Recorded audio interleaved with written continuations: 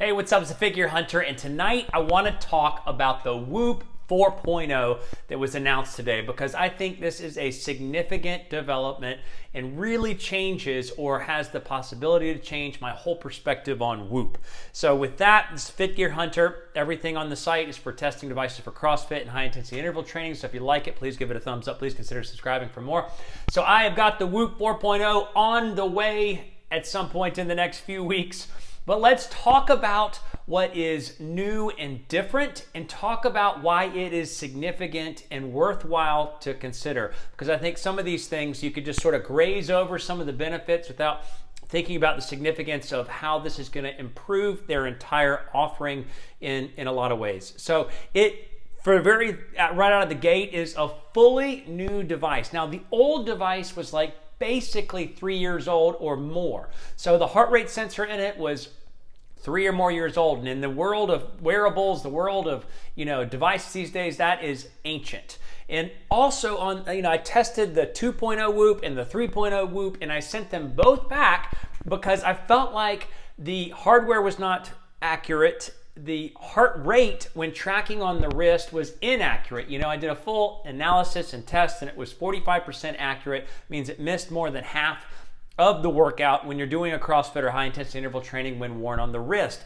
And then coupled with that, the ability to change out the band, to put it on a bicep band, because when worn on the bicep, I had about 85% accurate. That's still not perfect, but it's at least better. But to weave the band back and forth made it super problematic and just not fitting for my life. And then behind that, there was just some simple things that I require for personal life, like an alarm that I don't listen to an audio alarm. I have to have something that buzzes on my wrist to wake me up. And it didn't have any of those types of things. It was just an overly simple platform that offered a great concept, but not enough data. And then it was terribly inaccurate. So drum roll, enter Whoop 4.0. So let's think about all the different components and how they have fixed a lot of those primary issues. Number one, it's got 5 LEDs. It's going to come with green, red, and infrared, but they say that it's 4 times the number of diodes for tracking different aspects. Now, primarily and most important, it's the heart rate aspects that we want to be able to see if they have improved. But behind that, they've also added pulse ox or blood oxygen level tracking for respiration, as well as temperature tracking. So you think about that. So 4 times the number of diodes, a bunch of different light systems for tracking heart rate. So we're expecting the heart rate accuracy to go up, but on top of it, for the overly simple data that it's able to feed you, it now can provide data when it comes to sleep and recovery, when it comes to temperature and your blood oxygen level throughout a night's sleep. Now, it's still going to have the same battery life of 5 days, but the reality is that this improves the depth of content that they can provide. The puck, so one of the things that's great is you don't ever have to take the device off. You just slide the battery charger on it. The puck is now waterproof. That's sort of a minor thing. But the other major thing is they introduce haptic feedback or a haptic alarm, a buzzing vibration alarm. And you can set your alarm to come in at an exact time or to come when you're in the green, as they call it, like when you've hit the full or a healthy amount of recovery. So you can actually have your alarm timed based on the analytical aspects of what they're saying you need to have a full and productive and hardcore day when it comes to fitness and for training. So on top of the overly simple platform that I thought they just didn't have enough data, so you have these other data fields, pulse ox, as well as temperature, and now you have a health report. So it can give you a health report on all these different metrics. One of the things that I didn't like that they haven't changed is the heart rate variability tracking is still just one snapshot right before you wake up. Instead of like Polar in their nightly recharge tracks heart rate variability throughout a 4-hour window of your sleep, and then Garmin, who's like the leader that tracks heart rate variability throughout the entire day to determine if a high stress day has worn you down more significantly and recovery over a night's sleep has properly regenerated you by tracking your heart variability over all that period of time.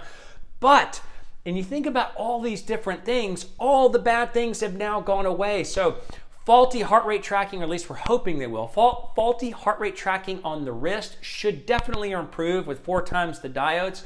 The band, let me stop there. The band is a significant difference because it just sort of slides off and slides back on.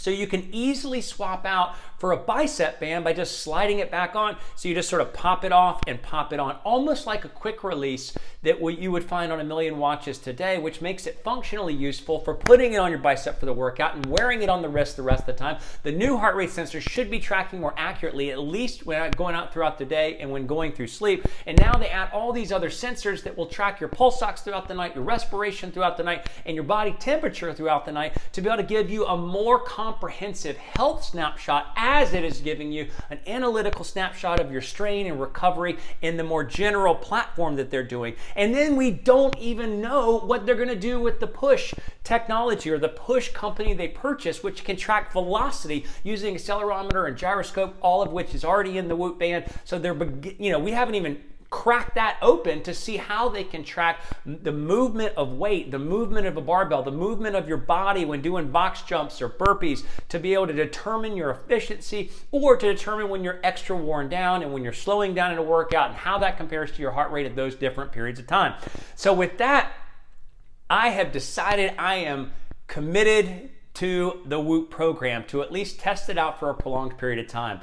The fundamental changes they made are the fundamental blocks that kept me from keeping it as a device. Obviously, it's not the cheapest, but now I expect there's going to be push with their acquisition of the company Push, that all that's going to still yet to be seen. I signed up for 12 months. I'm just going to do it straight up for a year. I bought, they have a whole new set of body wear where you can just pop it into like a sleeve, pop it into, the band of underwear, pop it into a shirt or into pants. You can pop the device into multiple places, and because you can just pull the band off a lot more quickly, or a million times more quickly, it makes it functionally useful to have these different pieces of options for applying the actual test device or the puck itself in many different places. So I've got like a band coming, a bicep band. I am trying to jump on the Whoop bandwagon because I think with these fundamental changes, we're going to see a lot of great things, plus the push technology, as that gets involved,